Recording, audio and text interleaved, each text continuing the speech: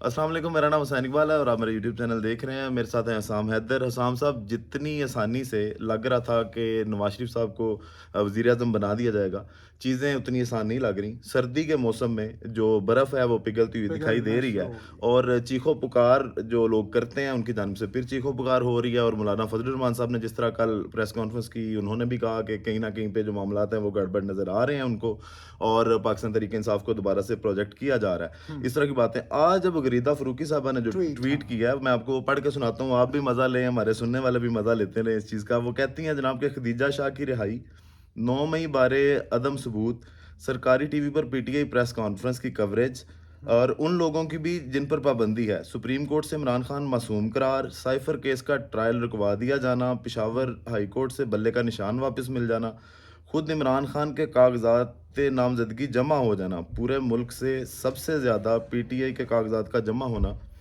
और सर्द मौसम में कुछ ना कुछ बर्फ़ तो पिघलती नज़र आ रही है, ठंडी हवाएँ चलती महसूस हो रही हैं, हल्की-हल्की तब्दीली आ रही है। और मौलाना फजल रहमान ने कहा कल, जिस तरह वही मैंने बात की कि हुँ, हुँ। पीटीआई को प्रोजेक्ट किया जा रहा है, तो ये ट्वीट था गरीदा फ़रूकी साहबा का और इस पे जो रद्द-ए-अमल जिस तरह आ रहा है अब लोगों का, कैसा देखते हैं कि क्या आपको वाक़ई लगता है कि तब्दीली की हवाएँ चल रही हैं? कोई ना कोई जो है वो इमरान खान साहब को इलेक्शन में उनकी वापसी नज़र आ रही है आपको?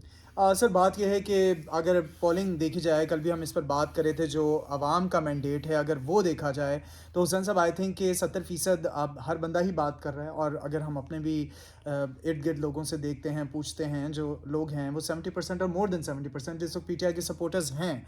और बात ये क्लेम करते हैं बाकी जो जमातें हैं कि सिर्फ़ सोशल मीडिया पे नज़र आते हैं। सर सोशल मीडिया पे भी अकाउंट्स कोई फ़ेक तो नहीं है, इतने सारे अकाउंट्स तो फ़ेक नहीं बनते। अगर मेरा अकाउंट है वो फ़ेक नहीं है, आपका अकाउंट है फ़ेक नहीं है, जिस अकाउंट से इस वक्त हम यूट्यूब बना रहे हैं वो फेक नहीं है। तो देर आर थिंग्स जो सॉरी देर आर थिंग्स जो इस वक्त आई थिंक कि एग्जिस्ट करती हैं। और अगर उनको एक्सेप्ट ना किया जाए तो फिर डेफिनेटली एक वो कैफियत ऐसी बनेगी जो खिंचाव वाली होगी आफ्टर इलेक्शंस और मतलब अच्छा, साहब बिफोर साहब, इलेक्शंस। बात अब इस पे तो बड़ा शोर है कि जनाब खबर असल में आज जो हमारी जिसको कवर कर हम्म रहे हैं वो यही है और सबसे बड़ी तब्दीली आज की डेट में अगर देखा जाए तो वो यही हम्म थी कि रियासती चैनल पर पीटीवी पर नेशनल टेलीविज़न हाँ पे जी, बिल्कुल पाकिस्तान पाकिस्तान तहरीक-ए-इंसाफ की तहरीक-ए-इंसाफ प्रेस के कॉन्फ्रेंस का आना। 2 जो है वो सरबराहान बैठे हुए थे। और उन्होंने बाकायदा जो है वो आज प्रेस कॉन्फ्रेंस की है बैठकर, और इसको चीज़ को एक्सेप्ट किया जा रहा है। तो ये स्टेट की आई थिंक कामयाबी मैं समझूंगा कि अगर बाकी जमातों के जो अहदेदारान हैं वो स्टेट टेलीविज़न पर आकर बात कर सकते हैं, तो एक जमात और वही उसके जो दोनों आए हैं अहदेदारान, वो किसी भी चीज़ में ऐसा नहीं है कि वो कोई मुजरिम हैं या वो कोई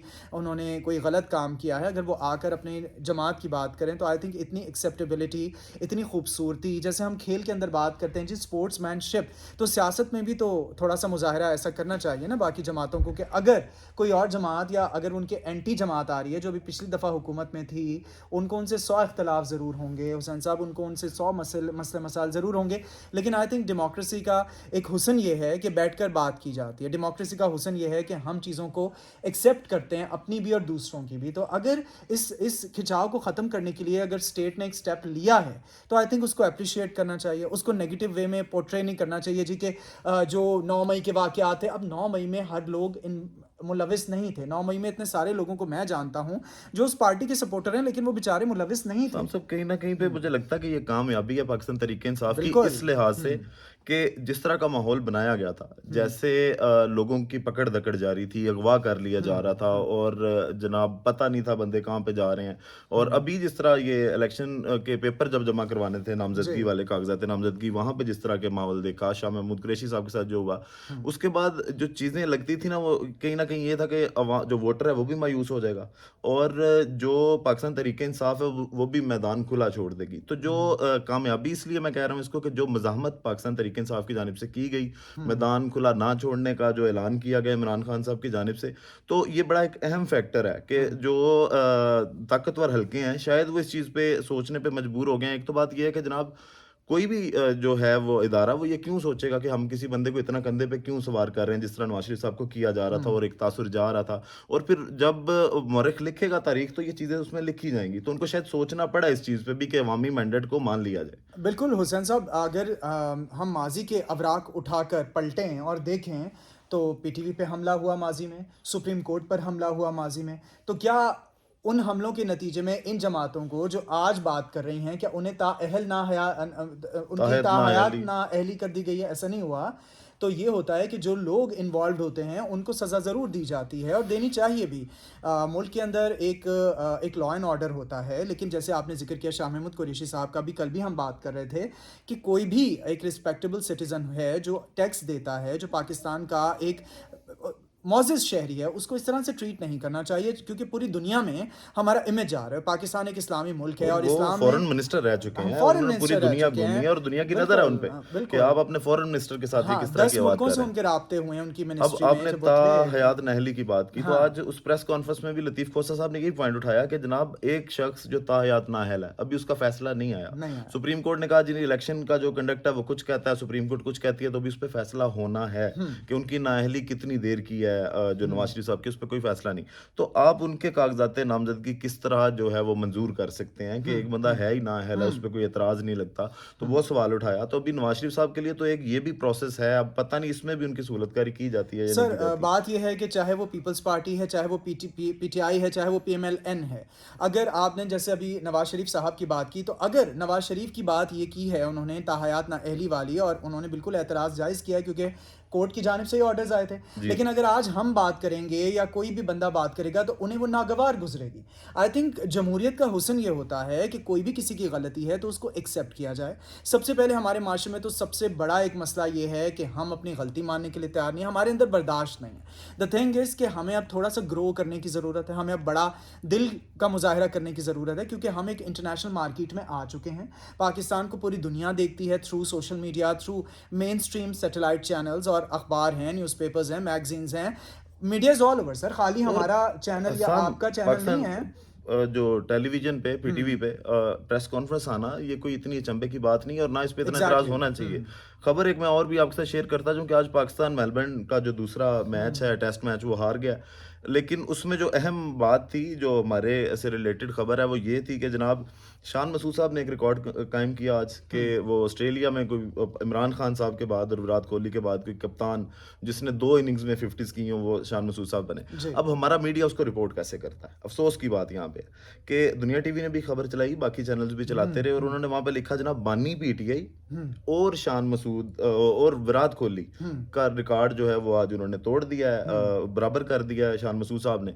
अब इसमें हैरत की बात देखें कि एक इंडियन प्लेयर का ठीक है, नाम लिया जा का रहा है। नाम लिया जा रहा है और बानी पीटीआई इमरान खान को कहा जा रहा है। हालांकि देखें पीटीआई का क्रिकेट के साथ क्या ताल्लुक है। आई थिंक अब इस बात पर मैं बिल्कुल ये कहूँगा कि मतलब according to my point of view, और बात ये है कि सर हमें अपने अंदर बर्दाश्त और थोड़ा सा ना, आप कह लें कि तालीमी मेयार को बेहतर करने का, उसको पोर्ट्रे बेहतर करने का थोड़ा सा वे ढूंढना होगा, क्योंकि जो महज़िब माशरे होते हैं वहाँ पर इस तरह से नहीं होता। आपकी बात बिल्कुल जायज़ है और आपकी बात में कोई दो राय नहीं है कि अगर विराट कोहली साहब का नाम लिया जा रहा है तो इमरान खान, देखें जी बात यह है कि वो पीटीआई से हट कर था, वो पाकिस्तान पीटीआई का की, क्रिकेट से हाँ, ताल्लुक ही नहीं कोई है कोई। ताल्लुक आप नहीं है, वो उसको पाकिस्तान की अब नुमाइंदगी खबर ना करते चलाएं रहे, यार, अब ना इतना चलाएं। कर लें, अब खबर ना बिल्कुल, चलाएं। एग्जैक्टली। आपने इतना एहसान हाँ। जो किया कि बानी पीटीआई लिखा, आप खबर ना चलाएं।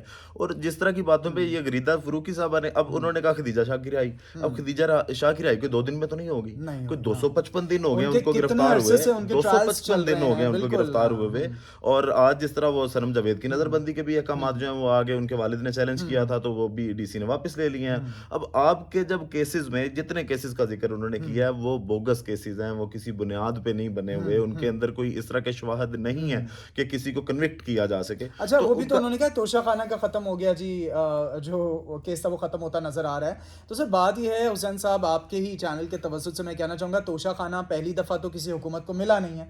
पाकिस्तान बनने से अब तक कितनी दफ़ा बाकी हुकूमतें आ चुकी हैं, उनका तोशा खाना का रिकॉर्ड क्यों नहीं ज़ाहिर किया जा रहा है, या उनके ऊपर एक्शंस क्यों नहीं लिए जा रहे? ज़ाहिर तो मेरे ख्याल से कर दिया गया है, लेकिन उस पर एक्शंस नहीं लिए एक्शन जा तो रहे। ऐसे ही है ना, इंट्रा पार्टी इंतखाबात के वाले से भी अगर देखें तो बाकी पार्टीज 170 पार्टीज जो हैं जिन्होंने इंतखाबात में हिस्सा लेना है, किसके इलेक्शन है जो 1 साल के अंदर अंदर आपने कहीं रिपोर्ट की हो? आप भी इसी मीडिया का हिस्सा हाँ हैं, हम जी, भी इसी मीडिया का हिस्सा कहीं हैं, नहीं हुए। तो कहीं नहीं हुए। और वो जो परवेज खटक साहब को तो बनी बनाई पार्टी दे दी गई, उनको ओहदे भी बता दिए गए जनाब आप चेयरमैन होंगे, फलाना ये होगा, फलाना एग्जैक्टली, ये होगा, कहीं पे एग्जैक्टली। उनके इंतखाबात नहीं है। अब ये जो जहांगीर तरीन साहब की पार्टी है, इसके इंतखाबात का कहीं तो पे जिक्र नहीं पाकिस्तान है। में सर ब्लेम गेम जो है ना वो ख़त्म होनी चाहिए, क्योंकि सब मिल जाते हैं, एक को बंद गली में ला के खड़ा कर देते हैं। अगर तोशा खाना की बात हो रही है वो सबके लिए होनी चाहिए, अगर तो बात हो रही है किसी भी और केस की तो वो सबके अब लिए जिस होनी तरह चाहिए। गरीता साहब ने आज इमरान खान साहब पे जितने केसेस मतलब पीछे जाते जाते हैं उस पे बड़ी चीखो पुकार की, ये ही गरीदा फरूकी साहब, वैसे हम किसी साफी को नहीं करना चाहते कि हम उसको हिट करें, लेकिन उनसे सवाल एक हम बड़ी इज्जत एहतराम के साथ कर सकते हैं कि जिस दिन इस्लामाबाद हाई कोर्ट ने 3 केसेस में जो नवाज शरीफ साहब को इतनी स्पीड से इंसाफ दिया, आप उस पे एतराज क्यों नहीं करते? हाँ। उस दिन आपका ट्वीट क्यों नहीं आया? क्या उस दिन आपका इंटरनेट बंद हो गया था? शार्क का आपका इंटरनेट खा गई थी या क्या इस तरह के मसाइल थे या फोन गुम उस गया दिन था तो आ आपका? रहे थे ना ट्वीट्स के पाकिस्तान को अब एशियन टाइगर बनाएंगे, मईशत बहाल करेंगे, और आई थिंक जितने कर्जे आईएमएफ से इन गवर्नमेंट्स में लिए गए, इनकी गवर्नमेंट्स में, उतने तो कहीं भी नहीं लिए गए। मतलब मैं बात कर रहा हूँ अमाउंट ऑफ द ट्रांजैक्शंस की जो आईएमएफ के साथ इनकी हुई हैं।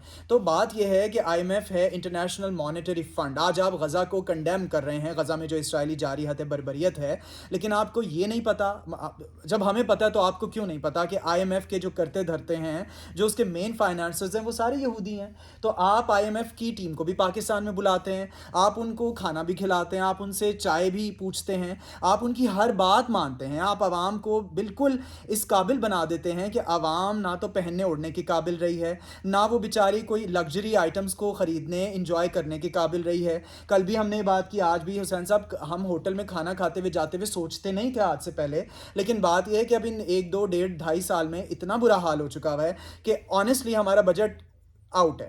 तो द थिंग इज कि आईएमएफ के कहने पे आप ये सब कुछ कर रहे हैं, फिर आप गजा को कंडेम कर रहे हैं जी कि नहीं नहीं इसराइल वाले गलत कर रहे हैं। तो सर आईएमएफ से जान छुड़ाना जरूरी है, कर्जे लेके तरक्की नहीं होती है। I repeat this thing again, लेकिन उसके लिए सबसे पहले देखें, इकोनॉमिक स्टेबिलिटी के लिए हम सबसे पहले आपकी पॉलिटिकल स्टेबिलिटी स्टेबिलिटी जरूरी है, जब जो आप आने नहीं पॉलिटिकल दी जा रही। स्टेबिलिटी की बात ही नहीं करेंगे, अवामी मैंडेट को बार बार रोंदा जाएगा। और अब भी जो हो रहा है, और सारी दुनिया को नजर आ रहा है कि जिस तरह इंतखाबात हो रहे हैं, इस पे भी सवाल बार बार उठाए जाएंगे और दुनिया की जानिब से उठाए भी जा रहे हैं, और उठाए जाने चाहिए भी। बाकी वीडियो का इख्तिताम करते हैं सामने से दुआ के साथ कि अल्लाह ताला पाकिस्तान पर अपनी लाखों करोड़ों रहमतें नाज़िल करे। आमीन पाकिस्तान आमीन। जिंदाबाद। हमारा यही मुल्क है और हमने इसी में रहना है, और हम ये चाहेंगे कि ये प्रोग्रेस करे।